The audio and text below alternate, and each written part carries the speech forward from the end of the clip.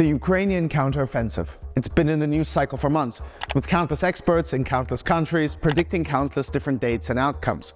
And yes, considering Russia still occupies close to 1/6 of Ukraine's territory, almost the entire region of Lugansk, large parts of Donetsk, Zaporizhia and Kherson, with an active front line stretching over 900 kilometers, that's excluding the border to Belarus and Russia, it is a complicated matter, and there are many ways that this could play out. So, welcome to Talking Tactics, where this week we want to give you a clear and concise breakdown of the known facts concerning the upcoming counteroffensive, starting with the why, moving on to the when, the who, and the how. First, quickly, the why. The stated goal of the Ukrainian government is the liberation and reintegration of all of its territories, including Crimea. Ukrainian President Volodymyr Zelensky reiterated that in the 10-step peace plan he presented at the G20 summit.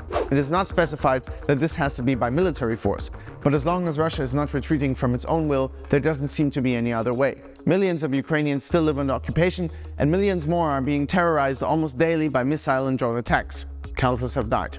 The when. This is war, not the Olympics.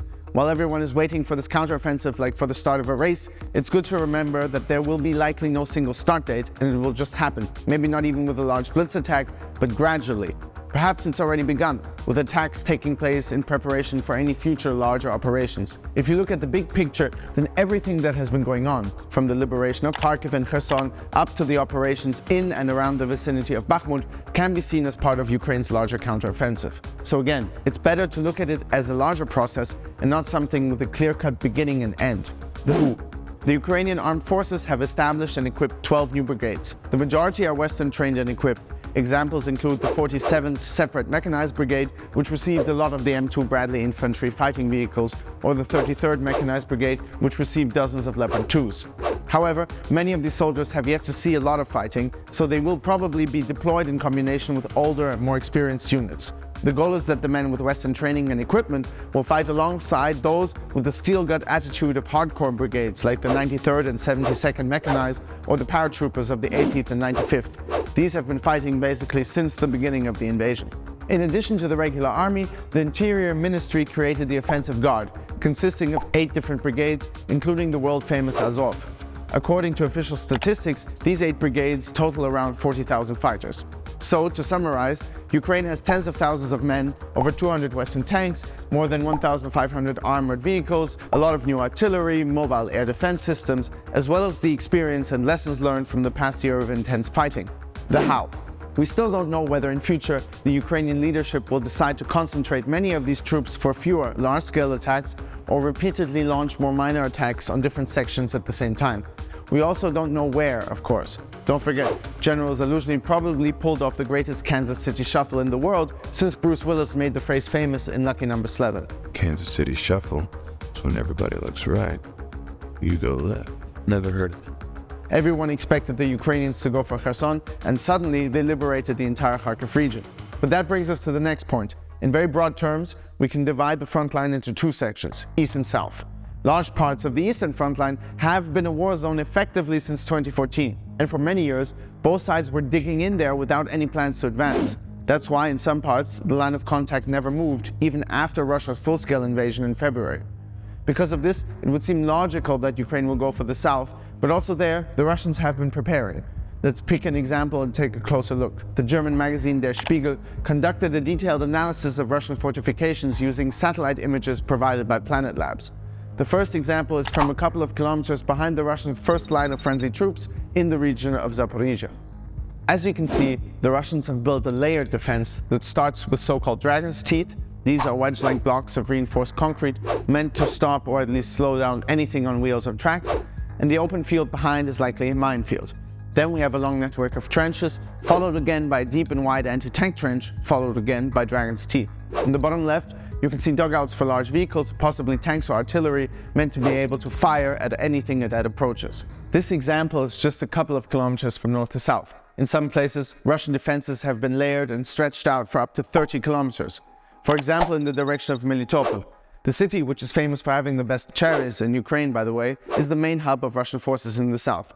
Melitopol is the largest railroad intersection in the region, located only 65 kilometers behind the front line, and therefore crucial. It also connects the eastern regions with Crimea. If Ukraine captures Melitopol, the Ukrainians would not only drive a wedge between south and east, but it would open up the road towards the peninsula. But also here, the Russians have been preparing. Let's take a look at defenses that have been constructed around Krasnoperekopsk, south of Melitopol. It's a similar pattern to our first example. We see a layered defense, dragon's teeth, followed by a potential minefield, followed by trenches, more mines, and more trenches. To break through this kind of layered defense, you will need to employ what is called combined arms warfare, so using different elements. First reconnaissance, a lot of artillery to suppress the enemy and keep them from coming out and shooting at you, tanks, IFVs, infantry, demining, air support, drones, and in the best case even mobile air defense to protect all these newly created mechanized brigades with fancy new Western equipment. It's a lot of different parts of a complicated engine that have to work in harmony and be in constant communication with one another. The longer you take to break through this kind of defense, the more vulnerable you are. The Russians learned this the hard way in the past year. The other option is to avoid and circumnavigate these kind of fortifications, which at some parts of an over 900-kilometer front line will have weaknesses. But this kind of warfare is also tricky. If you take almost any random part of the map close to the front line, you will inevitably see what looks like asymmetrical squares or rectangles. Sure, those are just fields, but you might notice that most of these fields are separated by a thin green line. Those are artificial tree lines, and they've been purposefully planted there by Ukrainian farmers for generations. They're called pasadkas. The original intention was to block the wind and stop it from passing over the fields. But these days, they basically provide the only cover in an otherwise pretty open landscape. So battles and any offensive will take place pasadka to pasadka. And there, you really only have two options. Either cross the open field or weave a path through these tree lines. If you browse a bit, you'll find lots of footage of battles taking place in or around these pasadkas. The whole thing is basically a huge and dynamic chess game, besides competing for single squares. Especially with the thousands of drones in the air, it's quite a deadly undertaking.